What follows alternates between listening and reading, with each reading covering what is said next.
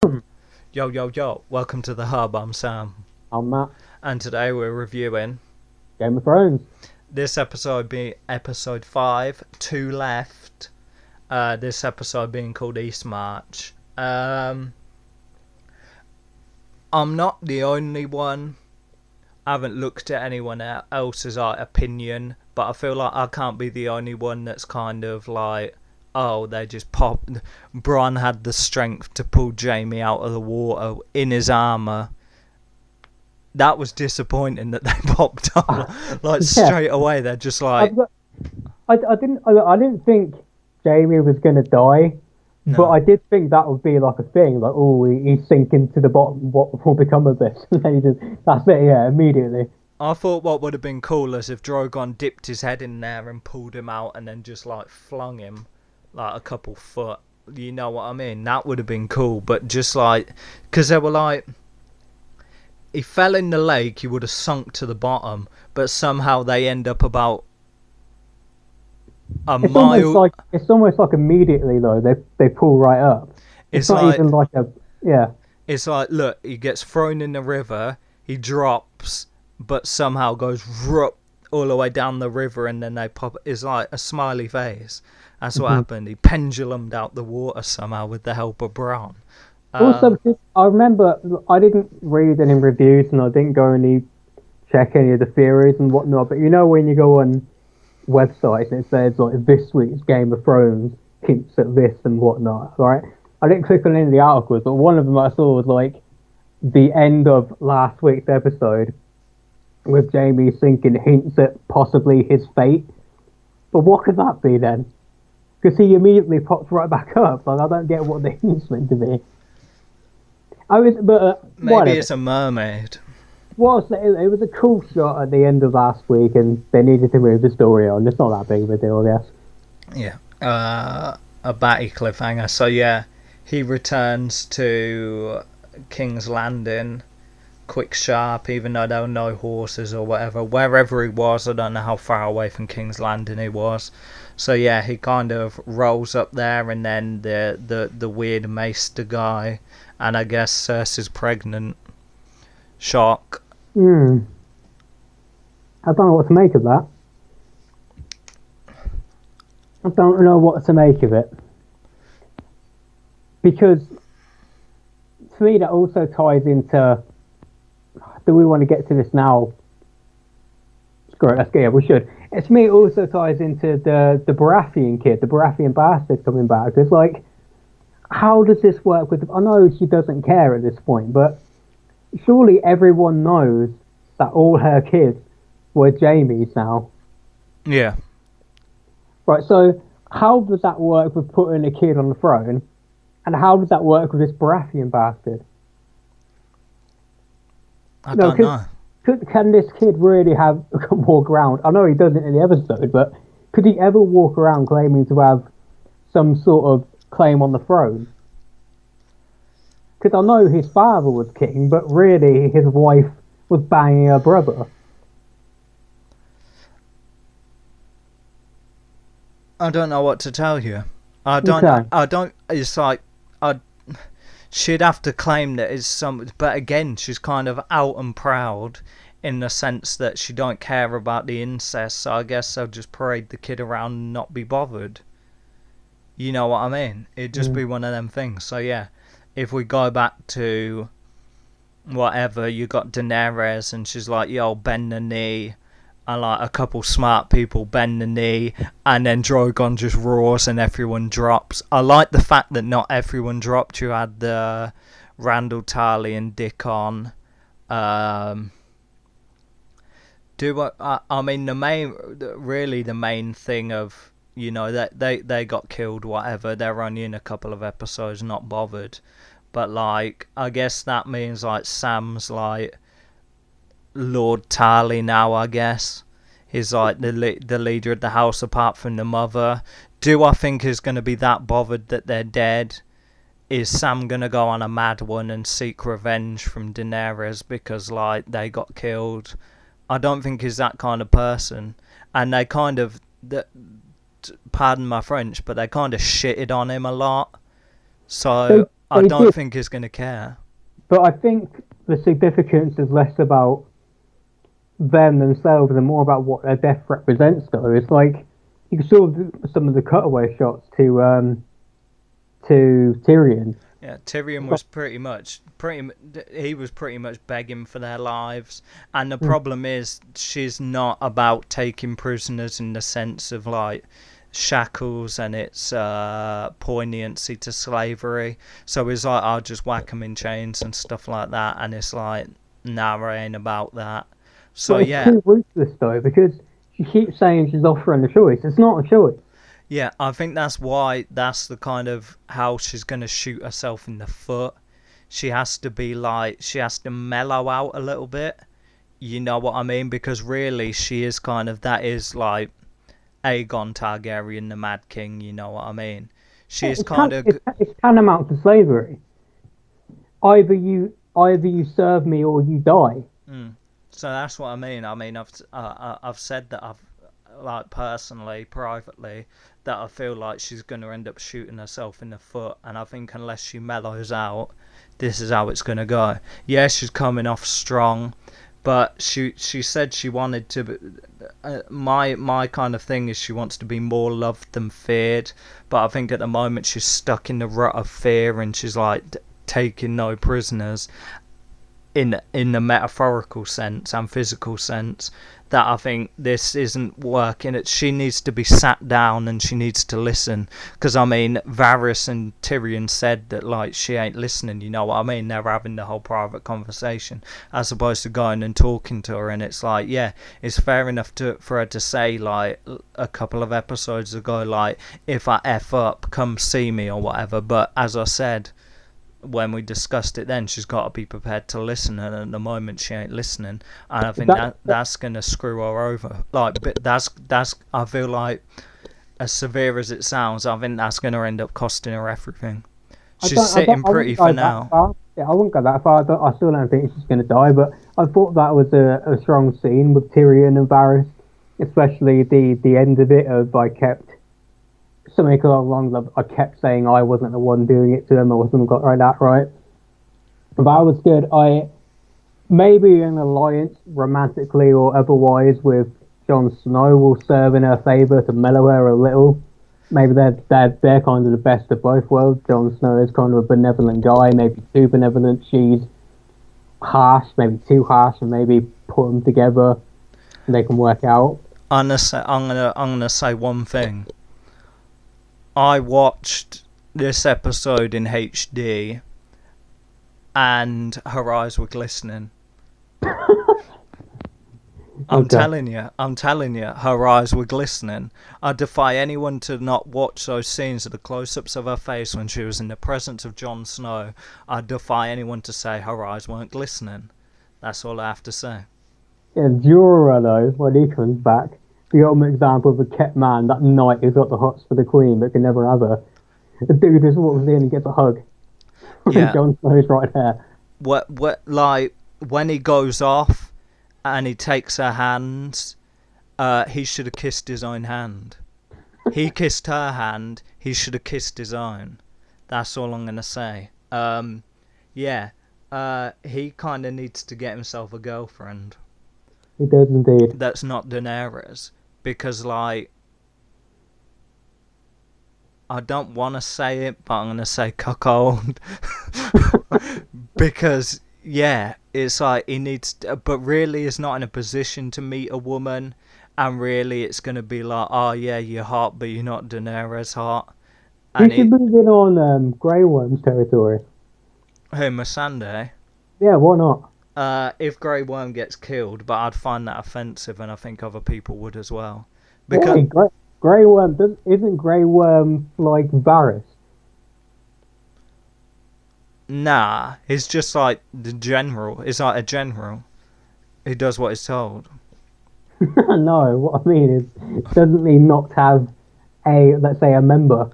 Oh, see, the problem is there's speculation, because someone brought it up in an episode, and I can't remember, but it was like, oh, is it the stones or the pillar?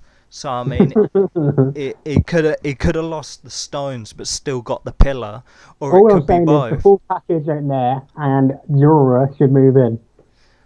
I don't know, man, but he's embarrassing himself. He needs to get himself a girl, or if maybe he gets killed or whatever, it'll be sad. But really, it's like you can't keep fawning over her. So yeah, Davos they go to King's Landing.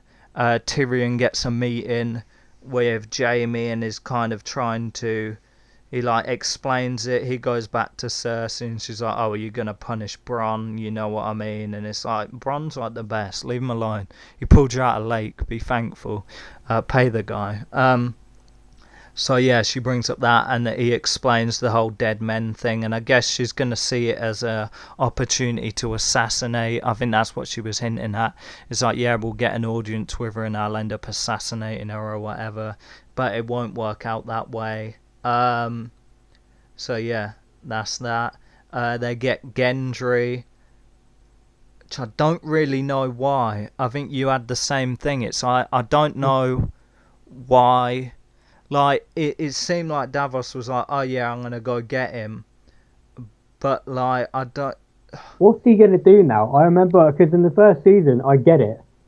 He's a Baratheon, he has a claim to the throne. So much has happened now, he has no claim. Yeah. But let's say even, I don't think this is going to happen either, but let's say theoretically, Cersei and the Lannisters are gone. For whatever reason, Daenerys doesn't have it either. And then, even then, you're still not going to get the throne. No.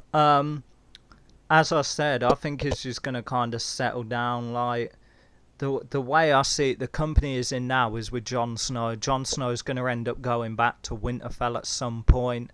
He's probably going to go with him, and then he's going to bump back in with Arya Stark, and they're going to end up getting carnal knowledge of each other. That's what I feel. That's really the only direction it can take, and it'll be kind of nice, I guess. It feels like, and this isn't a complaint, I like when shows address questions remaining and wrap them up a little, that's fine, but it does feel like that's what it is. Like, we had this kid, 7 years ago, and people have been asking about him ever since, let's just bring him back. Yeah. So, if that's what it is, fair enough, incorporate him in, but that's what I mean. In terms of, like, the grander scheme of he's the lost kid of Robert Baratheon thing, to me, it's just been so long and so much has changed, it doesn't matter anymore. Yeah, I feel like really, yeah, there is kind of, there'd be so many moving parts that'd have to move left and right that kind of really wouldn't make sense for him to be on the throne. So yeah, I think he's going to end up going back to Winterfell, meeting up with Arya. The chemistry's still going to be there and whatever. So yeah, there was kind of no point in him being there. As well, it kind of makes sense because at the end they meet up with the Brotherhood of Banners, and it's kind of like I like that all these characters who have kind of like just kind of bumped into each other once or twice, and now they're kind of flung together. I like that stuff, like Gendry like mugging off the Brotherhood of Banners, like, yo, didn't you try and sell me off and get me killed?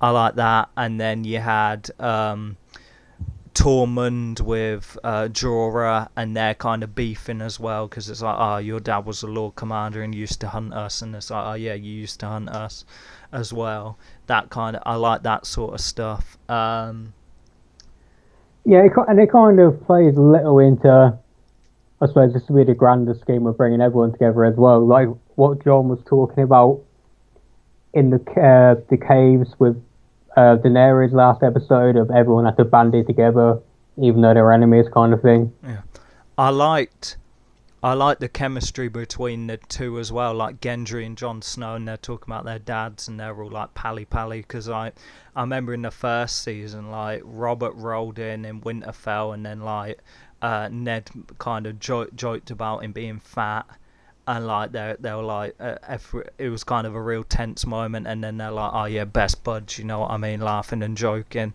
you know what I mean. And I think they're trying to give the same chemistry to Gendry and Jon, because they're like, oh yeah, our dads fought together and whatever, and it's like they're all buddy, and you see with Jon Snow's little smirk and stuff like that. So I mean, that chemistry will be pretty good.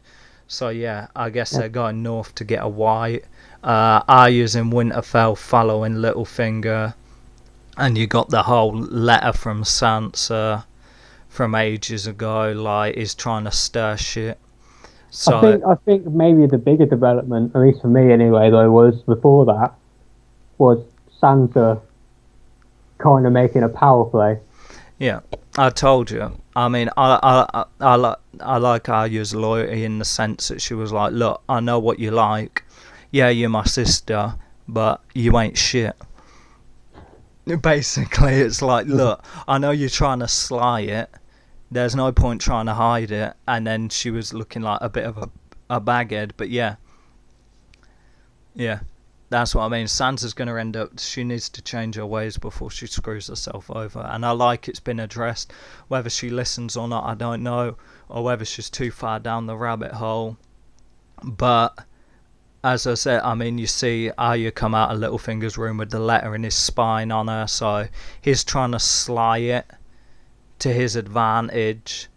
Whether that backfires or not, I don't know, but I think at the moment he thinks like it's all going according to plan, so I'm kind of hoping it backfires. You got him going round all handing letters to everyone. Trying to think what else happened. Well, that was... I remember earlier in the episode, they made a point of, before Jon Snow left, Daenerys brought up again the whole him getting stabbed in the heart thing. Yeah. I think she needs to get Sir Davos drunk and get him talking.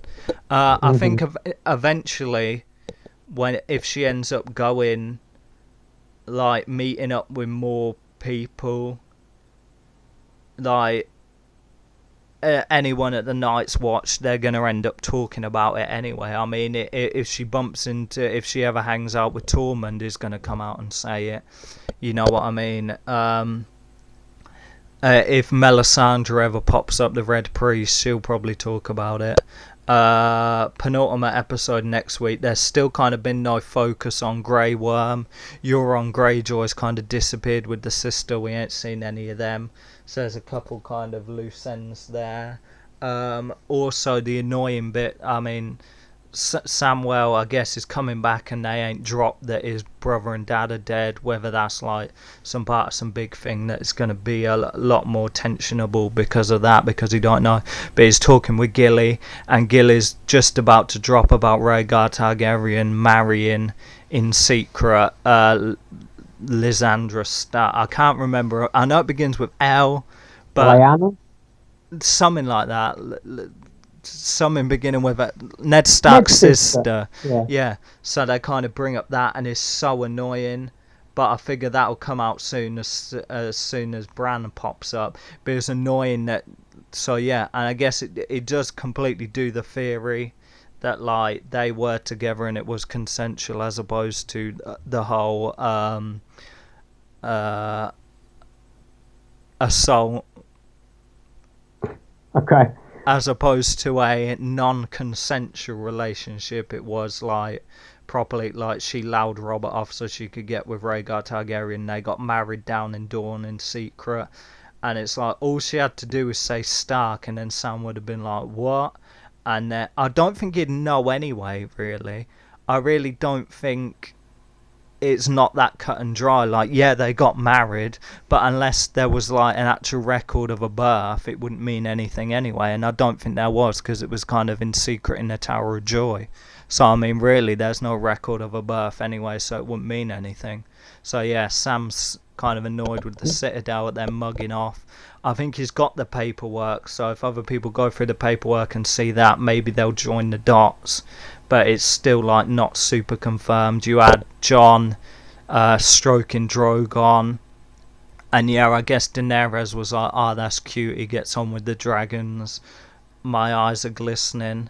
But really it was like a bigger thing of them being related. Really, someone needs to set him on fire. Until then, she's not going to know.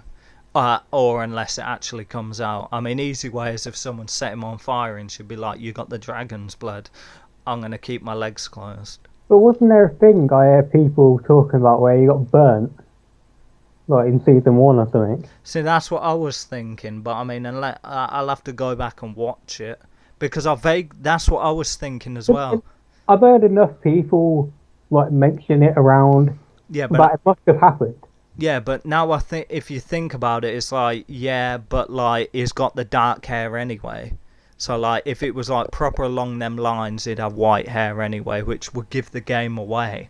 So I mean, I get maybe kind of, I don't know, he has the blood of the dragon, but he doesn't have that ability. Who knows? We'll wait and see if he gets caught on fire or something like that. Or, I don't know. Maybe, I'm sure there's people who are far more experts about Game of Thrones than I am who will be able to burn this down in flames straight away. But maybe, if I had to think about it, like, there's a thing where you sort of have to die for it to come into effect, or in some way. Like maybe that initial they get burnt by a fire thing, and then they don't get burnt, and now they can never get burnt again. I don't know how that works. I don't know either, but like Daenerys hasn't died before, so I guess I know what you mean. I have no idea. It'd be interesting. Maybe that's why Daenerys is pressing the issue. But look, I don't know. Let's talk numbers. 9. Also one thing. Where's Sam going? I think he's going back to Winterfell. Okay. I like the way as well, like Tyrion kind of went off to King's Landing instead of dragging it out for an episode. Like 5 minutes later, he was there. I like that. You know what I mean? I think that's testament to other programs as well. It's like, don't drag it out. If you need to get somewhere, just do the time shift. Don't drag it out for an episode. They're doing that a lot in the season as well, like with Jon Snow. They're cutting to the chase, and I like that. I think quickly. It's because they've got a short season as well, but they ain't really got time to waste, do they? Yeah, I think a lot of programs that kind of have the multiple different characters in different places, and they feel like they need to dedicate a whole episode to each one instead of transitioning. This should be a testament of how you can do it and how you can do it well, instead of being like, oh, it's unrealistic if 5 minutes later. It's like, whatever. Just have time shift everywhere else. There's a realism. I'm giving it a 9. Next episode's going to be sick. I've seen the preview. There's going to be a lot of action north of the wall. I'm hoping Daenerys changes her ways. What would you give this episode? I'll give it an 8. I thought it was good. I'm hoping we cut... I don't need it to rush through, but I'm hoping we cut to the chase with Jon being in the north trying to find this White Walker. But let's get it done in one episode and move on, hopefully. Yeah. We'll see. Only 2 episodes left. I'm Sam. I'm Matt. And this has been the Superhero Hub. Holla!